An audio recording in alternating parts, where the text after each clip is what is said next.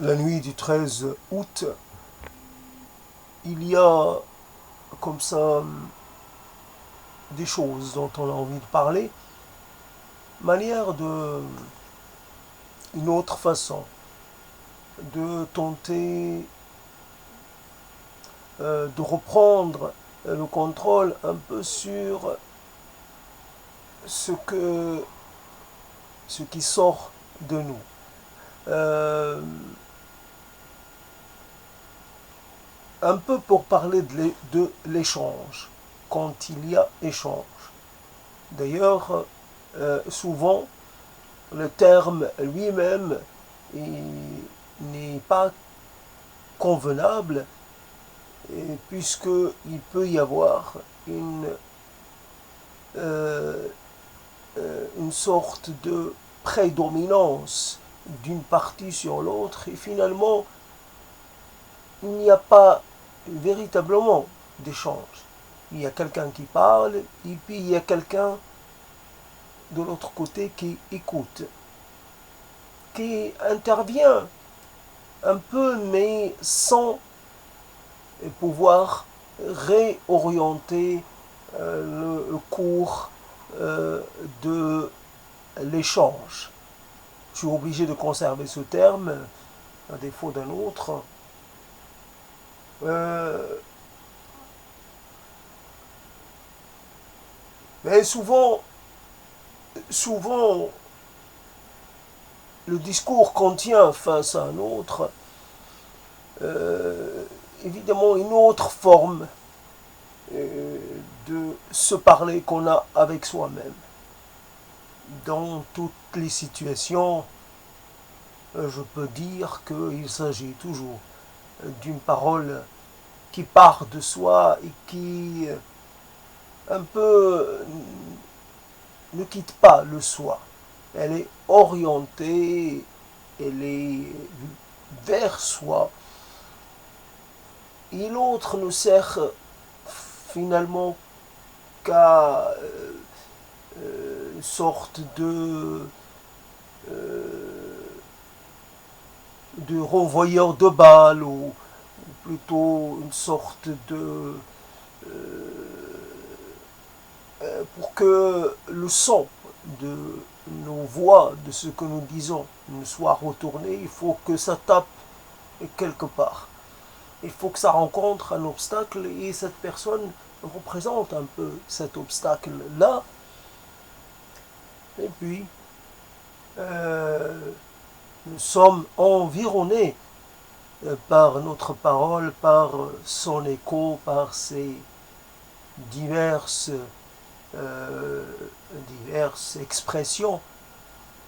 Mais là, c'est une sorte de préambule. Évidemment, dans ce préambule, il y a quelque chose d'excessif contre moi et contre un peu mon côté unilatéral, ou ce qui pourrait un peu sembler être cela, et qu'en fait, ce n'est pas vrai, évidemment.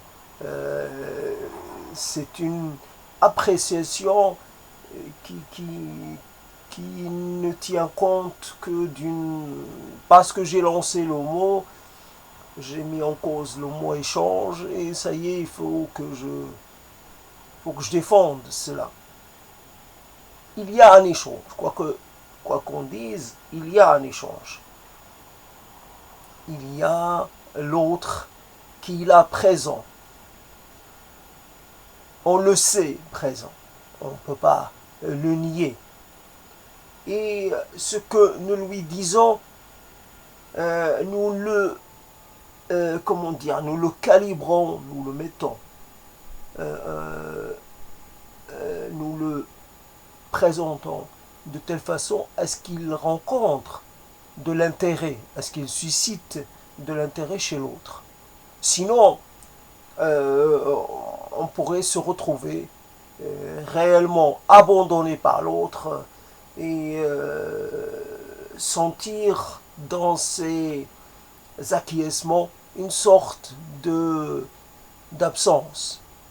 Voilà un peu ce qui peut nous arriver. Donc il y a réellement une participation et de l'interlocuteur, mais ce n'est pas ce que je voulais en fait mettre en avant. Hier j'ai parlé de l'épuisement des mots, de l'incapacité des mots un peu à nommer les choses, à les faire émerger, à les caractériser, à un peu à permettre de s'en saisir, de les dominer, parce que c'est ça la finalité des mots, c'est de nous permettre de venir à bout de ce qui nous contrarie, ce qui nous résiste, ce qui nous demande de l'effort. Nous essayons de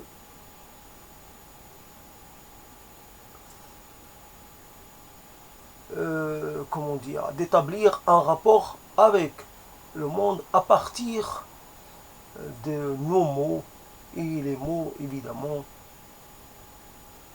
ils nous offrent un outil, ils nous offrent des outils, ils nous offrent des moyens, des solutions. Quand nous déterminons une chose en disant qu'elle est résolvable, quand nous partons du principe qu'elle peut être réglée, cela nous aide, évidemment, parce que le langage nous fait,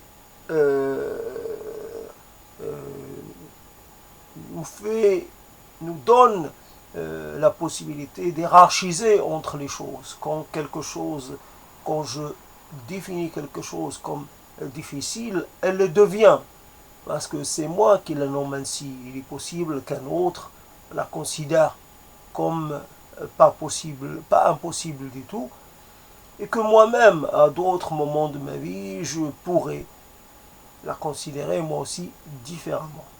Donc, ce n'est qu'une partie de ce que peut faire le langage et un peu ce qui peut nous faire ou nous faire croire. D'ailleurs, on peut comme ça récupérer l'impossible n'est pas français dans le sens où il suffit de dire que l'impossible est possible. Il n'y a pas d'impossible. Il suffit de le dire en français, simplement, de nier l'impossible. De ne pas le prendre en tant que tel. De dire l'impossible, ce n'est qu'une forme, c'est la chose face à laquelle nous nous résignons. Si nous faisons montre de résistance ou d'opposition ou de résistance, nous pourrons venir à bout de tout ce qui, autrement, nous pourrions appeler impossible. L'impossible, il part, c'est nous qui le déterminons ainsi, c'est nous qui le nions. Là aussi, je nie l'impossibilité des choses, parce que fondamentalement, il y a certaines choses, leur caractère un peu inaccessible m'indiffère. Fondamentalement, je ne vois pas l'intérêt. La vie, ce n'est qu'une suite de possibles et non pas d'impossibles. Une suite de moments, d'instants ouverts, bien sûr ouverts. On peut les utiliser comme on veut. On peut on peut penser aux choses auxquelles on a envie de penser. Il n'y a rien qui nous soit interdit ou inaccessible. Nous pouvons rêver, imaginer les choses comme il nous plaît. Rien n'est impossible parce que tout est possible. Il suffit de trouver comment le rendre possible.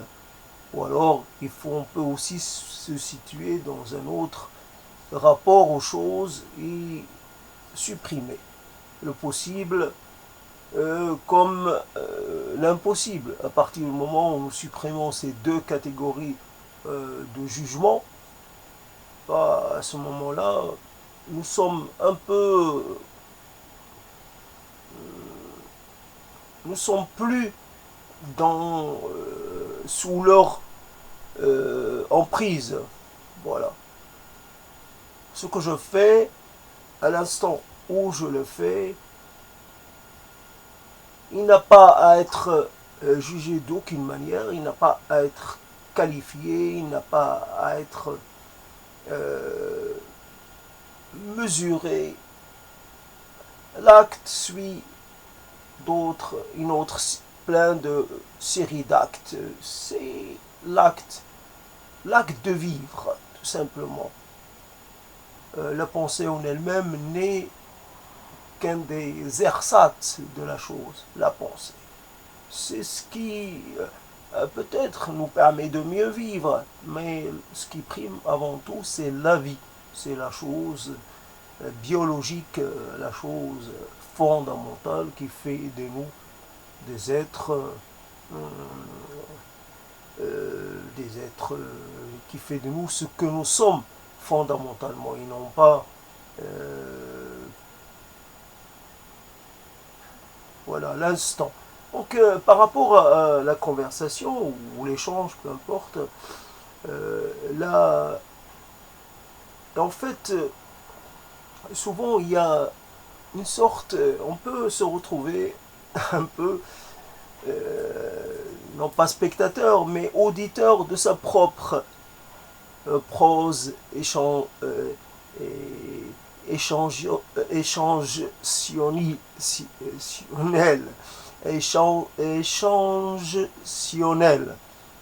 ou conversationnelle. On peut se retrouver un peu dans la situation.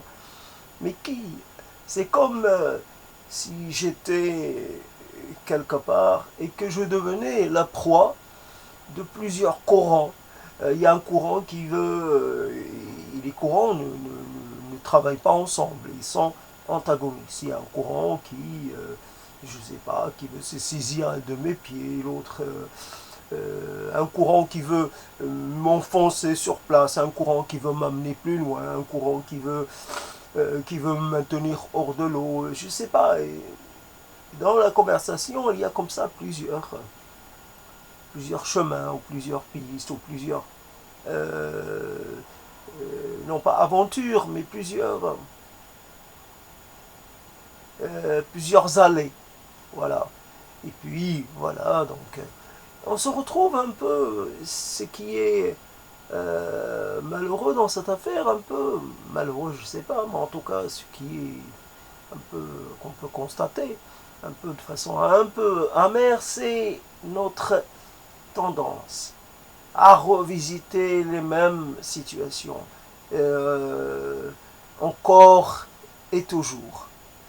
Et comme si on y recherchait quelque chose qu'on aurait perdu. C'est vrai qu'il y a toujours ce désir de comprendre. À partir de quel moment les choses ont dérapé et comment cela s'est-il produit? Ce désir de comprendre. Mais un peu comme celui qui voudrait comprendre comment est né le péché originel. C'est tellement énorme. Un acte, un peu, un acte un peu irréfléchi, duquel a découlé un peu toute la souffrance de l'humanité. Être chassé du paradis, c'est quelque chose, ou avoir été chassé du paradis, c'est quelque chose de difficile à comprendre. Il y a là, je ne sais pas, il y a toujours un acte qui, en apparence, ne représente pas une énorme prise de risque. Ouais, je dis quelque chose ou je fais quelque chose, et ça semble sur le moment, je ne sais pas, restons un peu dans l'allégorie de la pomme, je tends ma main et puis je cueille une pomme en passant. Je ne pense pas faire quelque chose de très grave et seulement j'ai enfreint par là plusieurs règles. Je me suis saisi de quelque chose qui ne m'appartient pas. Cette chose, voilà, on pourrait très bien me le reprocher, mais j'ai fait ça de façon très, j'allais dire, instinctive. Il y a mes yeux qui ont vu la pomme et mon esprit et le geste qui est venu tout naturellement, qui s'est tendu, la main qui s'est tendue, ou le bras qui s'est tendu, et je me suis saisi de la pomme sans penser à mal. La pomme m'a tenté. Voilà. Elle était belle, elle était tentante, elle était irrésistible. Voilà, il y a quelque chose, une force. Dois-je être puni, surpuni parce que j'ai cédé? Je pensais pas faire mal, je pensais pas mal. Je pensais pas que je commettais quelque chose. Voilà. Euh, j'ai un besoin, je me suis servi. Et je pense pas avoir privé quelqu'un. S'il y a une pomme, il est possible qu'il y en ait d'autres. Un peu. Quoi, une pomme peut-elle changer le destin du monde?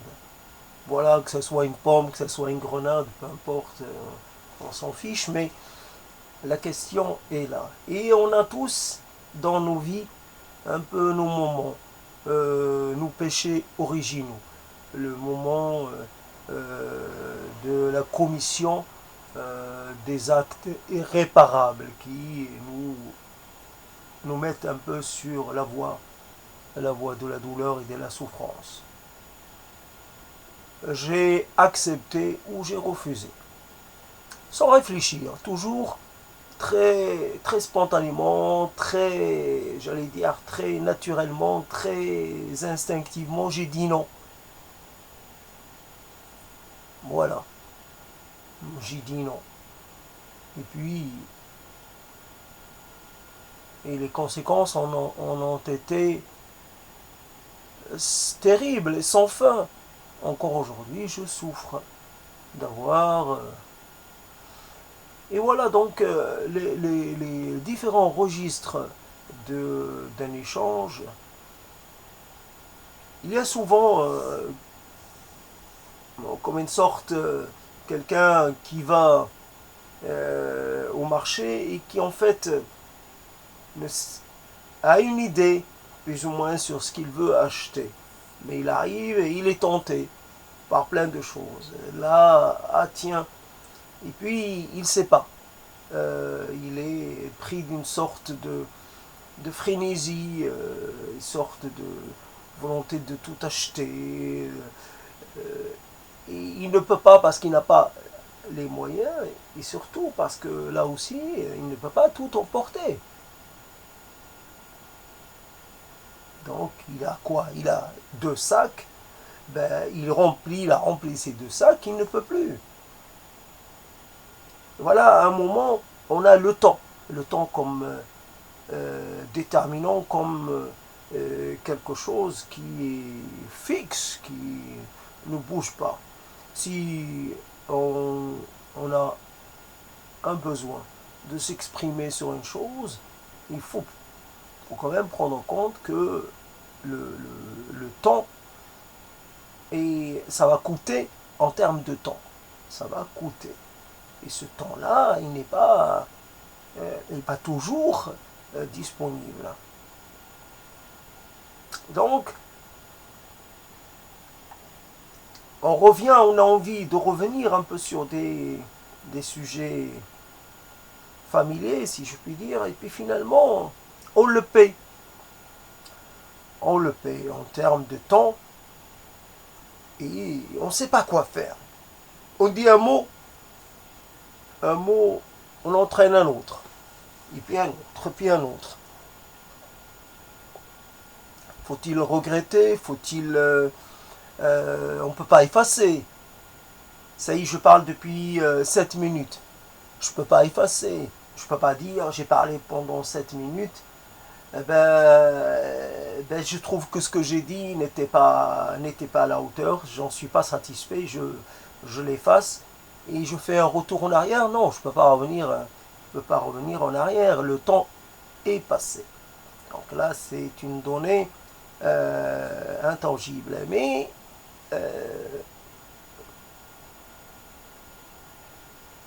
une donnée tangible.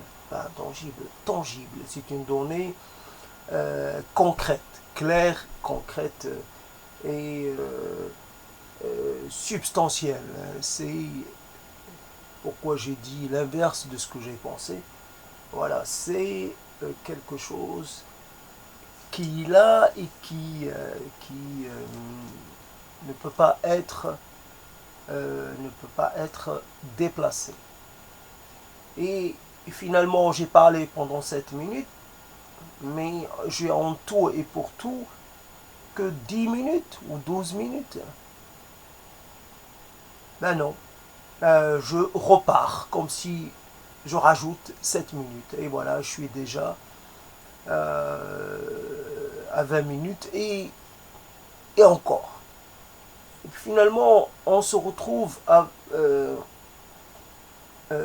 avec pourquoi j'ai confondu le tangible et l'intangible. J'ai dit l'intangible pour dire le tangible. Comme quoi, il y a quelquefois une perte, voilà, une perte. Et non pas une perte de vigilance, une perte de contrôle sur les mots.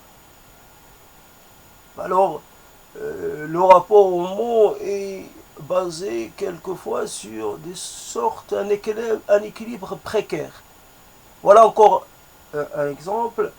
J'ai pensé à précaire, j'avais déjà le mot précaire pendant que je prononçais le mot équilibre, souvent, et donc le mot précaire est venu se mettre par-dessus, et donc ça a changé la vocalisation du mot équilibre. Et donc voilà une erreur, quelque chose qui se fait, ce n'est pas une erreur, c'est une particularité du français. Et voilà un peu, comment dire, quand on... Ce n'est pas réellement qu'on perde le contrôle sur le langage. Et on sait que... On le sait parce qu'il y a toujours une vigilance. Surtout quand ce n'est pas la langue maternelle, il y a une vigilance. Il y a une volonté de ne pas se faire attraper bêtement. Et démontrer par là une sorte de contrôle un peu incertain. Voilà, donc je ne veux pas non plus rester longtemps sur cette petite sur cette chose-là.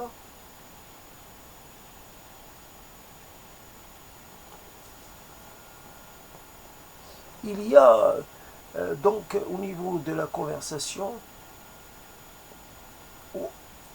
ça obéit à un besoin, ça obéit à un rythme, ça suit un rythme. Il y a des formes, il y a tout un tas de choses. Si il y a une sorte d'insatisfaction, s'il y a à la fin de la conversation l'impression que on n'est pas arrivé à dire ce qu'on avait envie de dire, si on voit que on ne fait que tourner autour d'une question, qu'on n'arrive même pas à faire émerger. Il y a une question qui peut-être reste toujours hors de portée. C'est même pas une question qui nous fait peur ou qui nous embarrasse, qui nous embarrasserait ou qui. C'est une question qu'on n'arrive pas à, à, à, à concevoir. Même pas. Comme ces conclusions, associations de choses qu'on fait un peu au bout d'un temps incroyablement long, on fait une association d'idées. Ah voilà, comme dirait l'autre, et la lumière a jailli. Voilà, la lumière a jailli. Ouais. Comme un peu des choses qui étaient restées comme ça en attente. Et puis d'un seul coup, la jonction se fait, euh, les, les, les choses se rencontrent, et puis voilà, on a une sorte euh, d'éclair comme ça, de compréhension, une sorte de fulgurance, ça y est, Eureka. Alors, on en fait pas tant que ça des Eureka dans sa vie, on en fait quelques-uns. Mais là, pour ce qui est de la chose qu'on a envie de dire, ça émerge pas. Alors ça semble, il y a aussi l'idée qu'on est un peu enfermé, qu'on est un peu encagé dans quelque chose. Il y a un environnement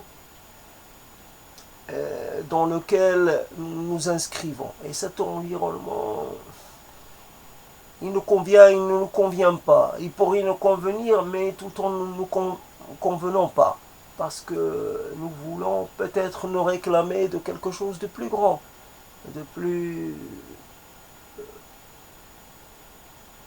large, de plus étendu. Seulement, nous voulons élargir un peu nos références et nos référencements, j'allais dire, nos appartenances, nos inscriptions sociales, etc. Et comme c'est un peu parce qu'il y a des choses qui restent un peu en suspens, comme là aussi, comme la question qu'on n'a jamais pensé à quelqu'un. Cette fois-ci, ce n'est pas une question qui n'existe pas encore, c'est une question qui est là. Mais on n'a jamais songé. Et on n'a jamais trouvé le bon moment pour la poser à une personne. Et on a côtoyé cette personne pendant des décennies sans jamais poser cette question. Et là aussi, un jour, on se demande pourquoi. On se rend compte et puis on se demande pourquoi. Voilà la conversation. Et il faut qu'elle passe comme un peu comme ces dossiers que je montre avec la caméra. Il y a là fondamentalement des choses qui ne seront jamais traitées. Il y a là des débuts de choses qui resteront telles quelles, un peu comme figées. Il n'y a que moi qui peut comprendre, et encore, comme ces choses qu'on garde au fond de soi, il y a au fond, dans ces dossiers-là, il y a quelque chose qui ne bougera jamais. Que même jusqu'à... il me faudrait un siècle de plus pour essayer il y a des choses. qui me sont devenus illisibles parce que j'ai perdu une bonne partie de ma vue et il y a des choses, je les ai écrites et je ne sais plus dans quel contexte. Il y a énormément de choses qui restent sous forme d'ébauches. C'est des ébauches. Et donc il y a comme ça dans la conversation, dans la relation, plus globalement, des choses qui restent, beaucoup de choses, et qui restent aussi à l'état d'ébauche. Et seulement, voilà, la conversation, elle aussi, elle essaie d'être globale. Elle a cette ambition un peu d'écrire le début du monde et la fin du monde. Et seulement, elle échoue. Parce qu'elle veut d'une, comme ça, d'un seul trait, d'une seule traite, pas d'un seul trait, d'une seule traite. Un seul trait, ça peut être, je sais pas, le dessin, mais la gravure, enfin, et là, comment je peux, là encore, je me suis trompé, d'une seule traite. Je sais pas ce que ça veut dire, je connais l'expression, je sais pas ce que ça veut dire, une seule traite, trait. En tout cas, d'une seule traite, on voudrait un peu tout dire. Parler de la totalité de un peu de paysage émotionnel, relationnel, social, économique, tout. Seulement, c'est impossible. Donc, à chaque fois, finalement, on touche à tout, on commence plein de choses, on n'y finit pas. On n'y finit pas parce que on est comme quelqu'un qui se mettrait à dessiner et puis arrive un volatile. Là, il était en train de dessiner quelque chose de fixe qui ne bouge pas.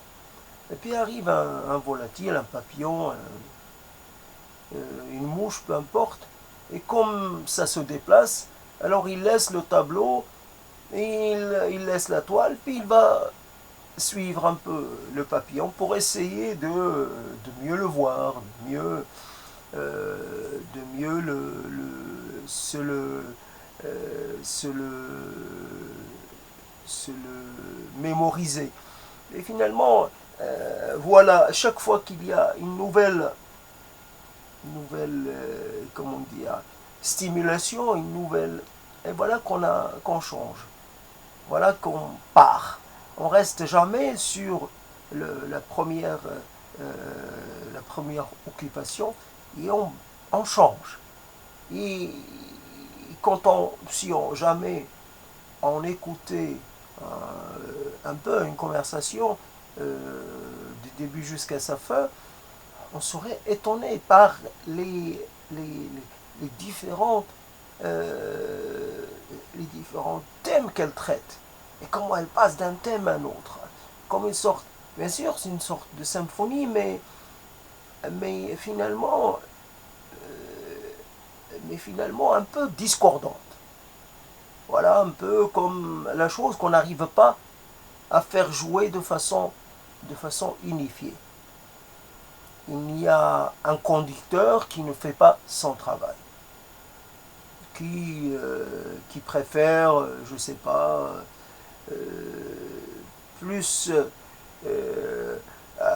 jouer sur la dissonance que sur l'assonance, un peu, je ne sais pas, voilà, il y a là énormément de choses qui sont de l'ordre de la dissonance, j'allais dire, même du désordre même. Une sorte, non pas d'anarchie, mais une sorte de, un peu comme si on mettait un escargot, on le plongeait dans un pot de peinture, puis on le laisserait un peu faire marcher, enfin ramper, glisser. Il est sûr qu'il ne fera pas des lignes droites. Et puis il aura tendance, peut-être, s'il est prisonnier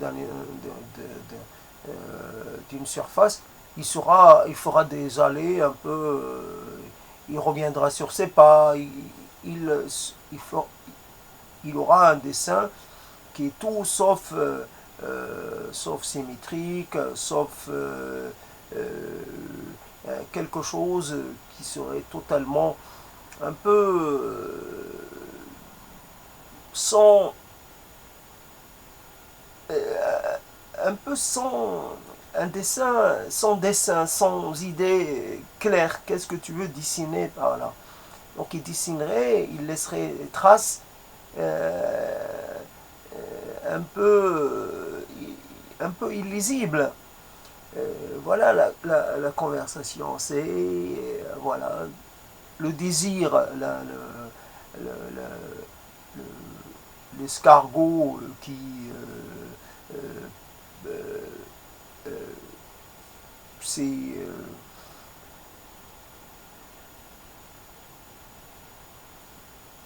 souvent il y a là comme une perte, j'allais dire, de matière, de substance, de soi.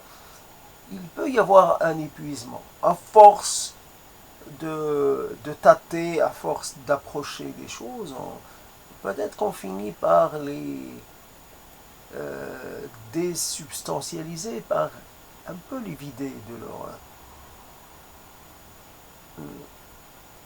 À chaque fois, on les approche, mais pas dans les meilleures conditions. Il faudrait dire, tiens, à chaque fois avertir, ceci est un sujet central, ceci est un thème secondaire, ceci est un thème réellement accessoire. Donc voilà, à chaque fois avertir. Et avec une sorte, pour réellement instaurer une hiérarchie entre les différents registres de l'échange, entre les différentes plages de la conversation. Voilà, et oui, voilà, donc il y aurait par exemple l'escargot aurait un peu glissé, je ne sais pas comment on appelle cette réputation de l'escargot, en tout cas, à un moment, il aurait, dans un sens, il aurait avancé un peu, puis il aurait changé. Je ne comprends pas qu'est-ce qui l'a empêché de continuer. Voilà, c'est un peu la conversation. Il y a des choses, on ne fait que les toucher, et les toucher très brièvement, et puis s'en échapper, puis les quitter. Il y a comme ça plein de choses. Alors il faudrait, et c'est ça l'impossible, une conversation, souvent, c'est quelque chose qui n'est pas prévu. Donc ça se joue euh, un peu de façon arbitraire. Ça vient comme ça.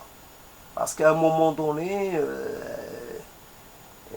il y a tout un tas de choses, d'accumulation, il y a des choses qu'on a envie de ressortir, et parce que on les a un peu gardés trop longtemps, et finalement on n'en peut plus, alors on en reparle. Il y a, c'est en même temps, c'est la conversation, c'est quelque chose qui est un peu une sorte de retour en arrière là aussi, sur des événements passés, un peu sur cette lecture, relecture, de cette visitation, revisitation sans fin de certaines choses. Alors, s'y mêle des éléments du passé, du présent, et aussi des éléments de l'esquisse, un peu de l'esquissement d'un futur, ou d'un à venir, quelque chose qui est à venir, comment on voudrait que les temps à venir, comment on voudrait qu'ils soient. Et il y a là différents mélanges, un peu de temporalité, et ça crée un peu, ça crée de la confusion, ça mène ça mène finalement, ça mène à des impasses, ça mène souvent, voilà, d'ailleurs, la preuve, c'est que, là encore, j'allais faire une erreur en mettant l'épreuve à la place de la preuve. Là aussi, évidemment, je sais ce que c'est une preuve. D'ailleurs, heureusement, j'ai pas eu à fournir de preuves dans ma vie, genre la preuve de mon innocence, je sais pas, j'imagine que c'était important pendant certaines périodes de l'histoire. La preuve, c'est, il fallait l'arracher par des moyens hautement traumatisants, voire plus. Donc la preuve et l'épreuve, c'est autre chose. Mais pourtant, c'est très voisin. Il n'y a pas énormément de choses. Alors on pourrait avoir tendance comme ça à les confondre. La preuve, c'est que souvent, des conversations, les choses qui ont été dites pendant des conversations sont un peu perdues, considérées comme des... C'est perdu, ça ne revient pas. Ça ne revient pas, ça... C'était comme si on les avait un peu utilisés, mais utilisés pour... comme on utilise quelque chose qui est une seule fois, c'est du jetable, ça ne sert qu'une fois. Ça ne va pas servir plusieurs fois, ça ne sert qu'une fois. Non, c'est pas exactement ce que je voulais dire. En fait, la personne avec laquelle on a conversé, elle va pas se dire, tiens, la dernière fois, tu m'as pris la tête avec une chose. J'aimerais qu'on en reparle et qu'on en finisse avec cette chose-là. J'aimerais qu'on en finisse. Pour une fois pour toutes, qu'on dise tout ce qu'il y a à dire à son propos, et puis qu'on l'évacue totalement. Je trouve qu'elle prend trop de place, qu'elle est trop souvent sollicitée, ça revient trop souvent à mon goût. Je trouve que il faudrait d'abord s'occuper ou se préoccuper d'autres choses, qu'il y a des choses plus prioritaires que cette question-là. Alors si pour toi elle a de l'importance, alors autant lui consacrer du temps, une fois pour toutes, et c'est fini après. C'est fini. C'est fini pendant, je sais pas, 1 an, 2 ans, 3 ans. C'est bon. Peu importe.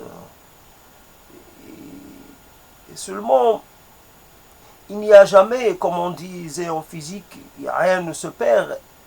Finalement, rien ne se perd. Mais il reste toujours quelque chose. Il y a toujours des éléments qui reviennent. Mais ils reviennent un peu dans un état pas très instructif, pas très enseignant. Ça revient un peu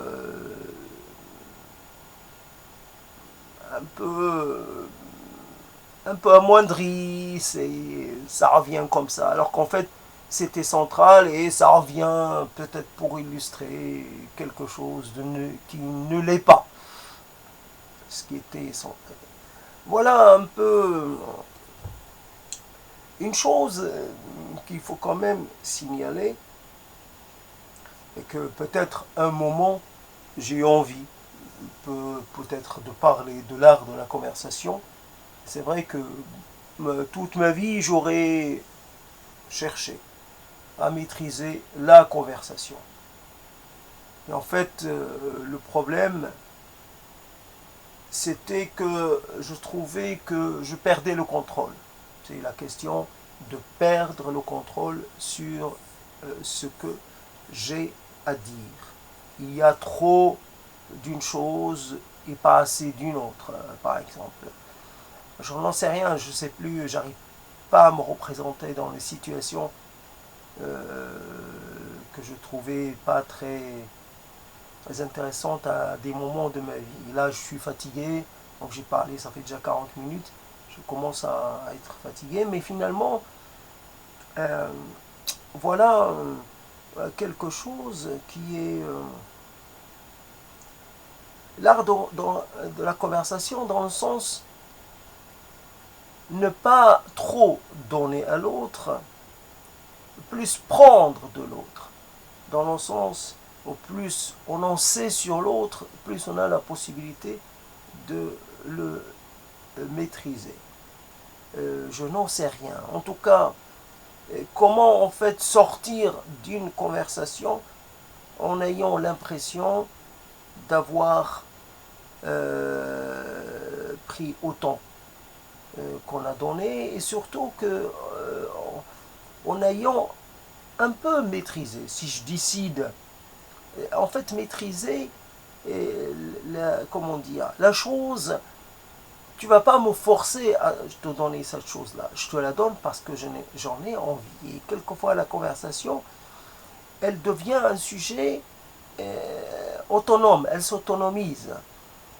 J'ai pas envie de parler de ça, mais j'y suis conduit malgré moi. Deviens une victime expiatoire de certains processus intérieurs qui me laissent pas le choix. Alors je parle de cette chose-là, alors qu'en fait, je n'en éprouve pas tant le besoin que cela. Et évidemment, je donne une mauvaise, et je ne suis pas satisfait, je suis malheureux d'avoir suivi cette voie-là. Alors je dis, tiens, à la fois d'après, je vais maîtriser, et on ne maîtrise pas. Il y a l'idée, ou l'envie, ou le désir, ou le vœu, j'en sais rien, de, produire ou d'obtenir des conversations vraiment parfaites, dans lesquelles il y a une gestion de, de ce qu'il y a, évidemment selon le partenaire, selon le protagoniste. Évidemment, la conversation, c'est être tout le temps dans la mesure. Jamais trop de ceci, jamais pas assez, jamais très peu, toujours un peu dans le bon dosage. Dans le bon dosage, de manière, en fait, si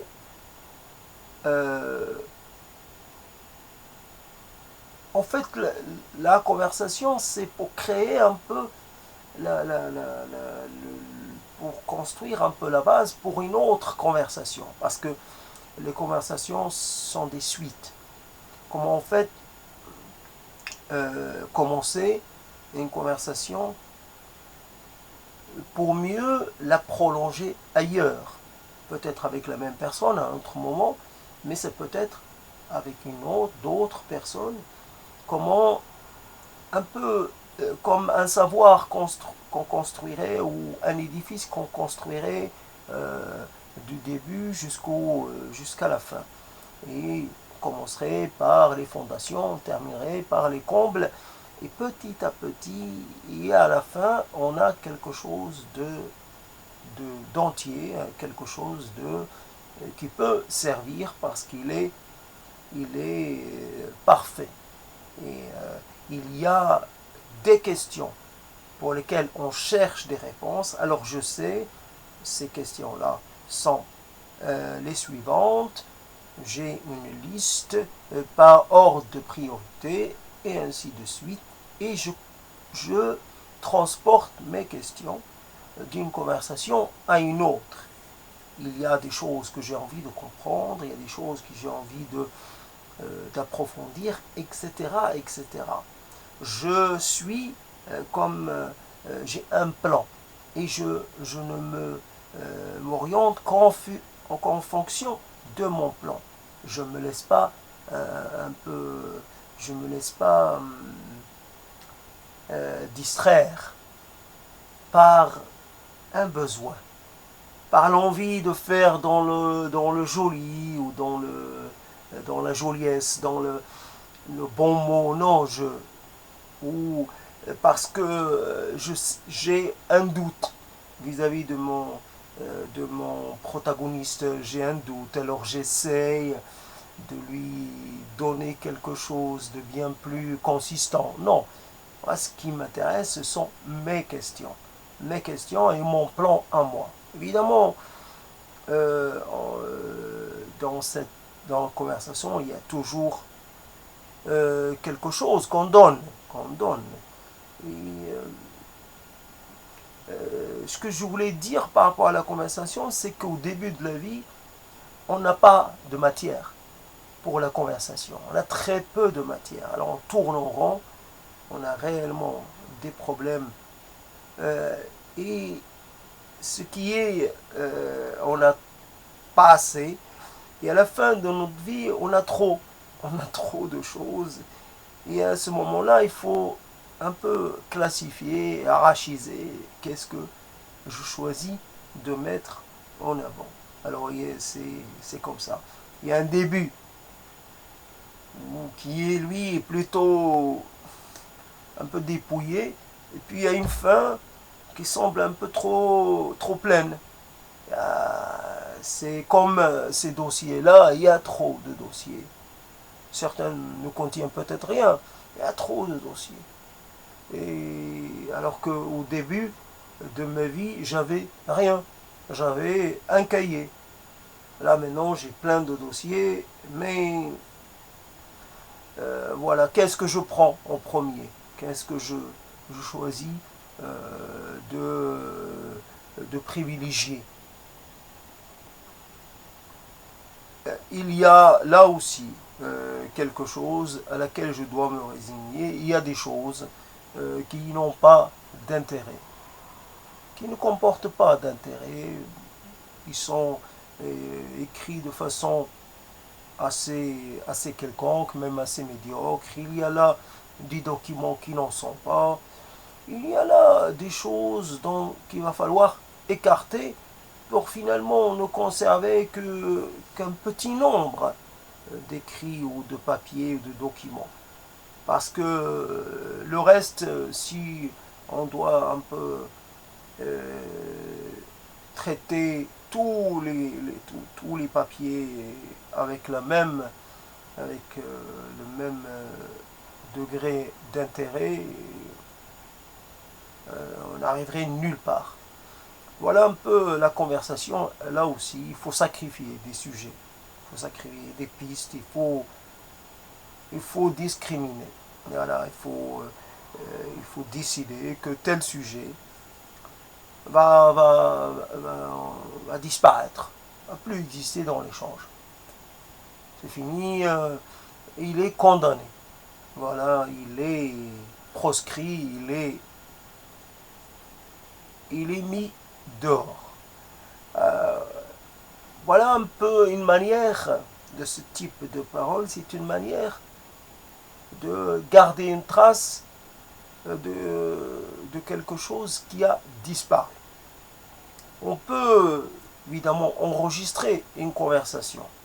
On peut l'enregistrer et souvent il nous arrivera même, pourquoi je dis souvent, il nous arrivera certainement de ne pas la réécouter. C'est des choses qu'on accumule sans les jamais reprendre. Ben, c'est comme ça. Et là, c'est une trace, mais une trace un peu particulière. C'est un peu le commentaire qu'on fait autour de quelque chose. Il y a, comme dirait l'autre, une mise en perspective, une sorte de suite de réaction, une suite d'estimation, de jugement. Je suis dans la conversation de cette journée, mais en même temps, j'essaie un peu de me situer hors d'elle et voilà. Donc j'ai fait un petit effort qui a pris quand même presque une heure petit effort. Voilà, simplement pour témoigner. Il demeure que nous enregistrons toujours quelque part des quittances, des défaites, nous disons adieu à plein de choses d'une manière ou d'une autre. J'ai déjà évidemment dit adieu à la journée d'hier, à la journée du 12, et je suis déjà en train d'entamer celle du 13. Évidemment, c'est comme ça. Il y a des choses, il y a des tas de choses que nous devons un peu considérer comme perdues. C'est comme ça, c'est une suite de deuil, c'est une suite de quittances plus ou moins douloureuses, mais c'est comme ça. Il y a rien à faire. Au moins, on est encore dans la situation où on peut un peu obtenir quelque chose de la vie. C'est pas la fin, à la fin, il y a encore, a priori, en toute logique, encore que la logique dans ces cas-là est peut-être totalement balayée.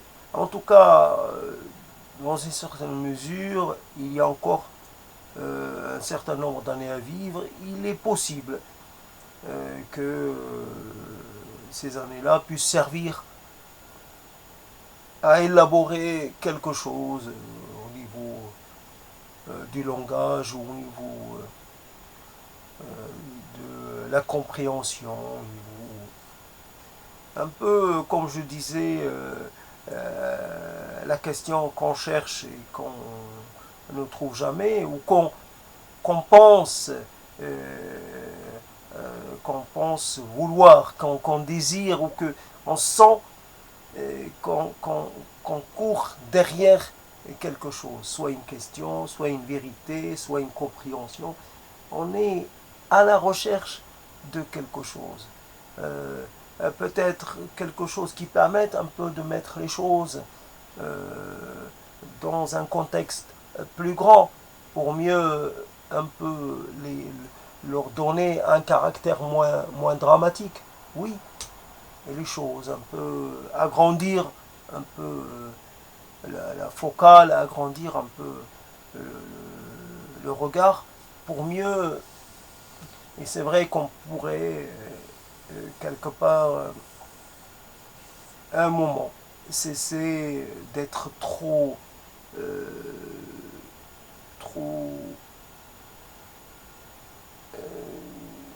trop dans une certaine intimité avec certaines choses, une certaine proximité, une certaine identification aussi, je sais pas, de manière. Après, tout est affaire de langage. C'est pas parce qu'on dit une chose qu'on est cette chose-là. C'est pas parce qu'on affirme une chose qu'on l'affirme de façon définitive et absolue. C'est uniquement, là aussi, une sorte c'est sorte de jeu avec les mots, avec les formules, avec les choses. Et après, on n'est pas spécialement dans on n'est pas spécialement dans la certitude à propos de quoi que ce soit. Les mots ne donneront jamais de certitude, c'est clair. Et nos visions et nos rapports au monde et nos rapports à nous-mêmes ne procurent pas non plus d'idées claires ou de vérité ou de sens ou de raison. Il n'y a rien, il n'y a pas de sens aux choses, il n'y a pas de raison, il n'y a rien. A priori, il n'y a rien encore pour un peu réduire l'importance du langage, et on doit le dire avec le langage.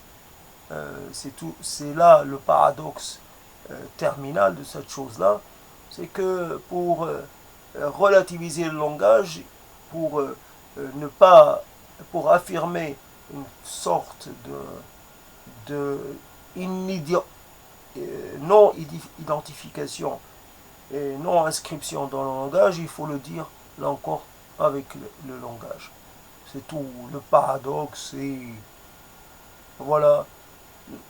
Et on est content de trouver ce mot de paradoxe pour dire ces choses-là.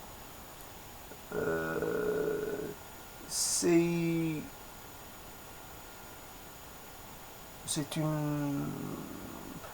un peu un arrangement avec la réalité ou avec les réalités, peu importe, le paradoxe est quelque chose qui semble un peu éveillé, une sorte de chose, une sorte de l'idée d'une sorte de désymétrie, une sorte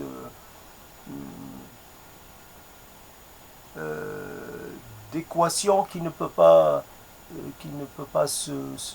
s'établir.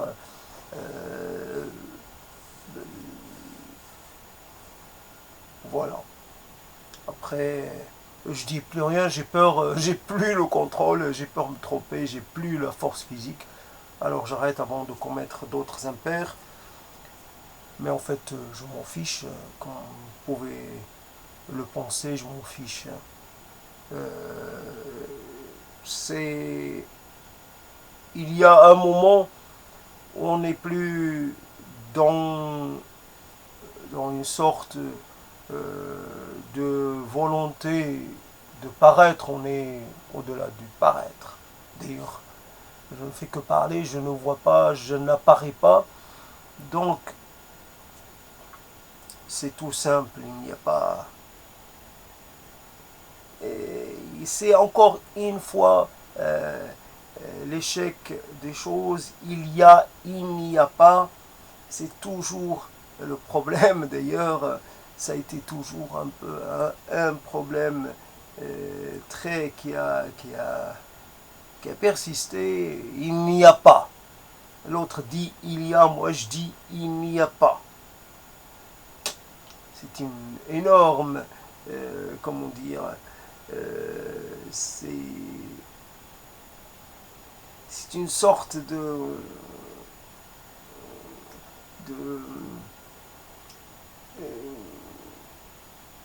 j'allais dire, j'étais trop plein de moi-même. En fait, il n'y a ni, il n'y a pas, il n'y a ni, il n'y a ni négation, ni affirmation, il n'y a...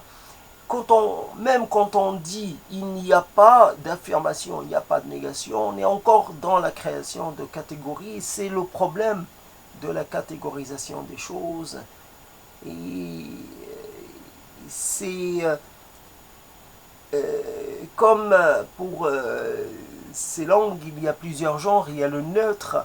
On a besoin un peu de qualificatif, encore une fois, neutre, quelque chose qui puisse permettre de décrire les choses de façon non impliquée. Encore une fois, un observateur, un descripteur n'est jamais neutre. Il décrit ce qu'il voit par rapport à ce qu'il est lui, avec tout ce qu'il porte, avec tout ce qu'il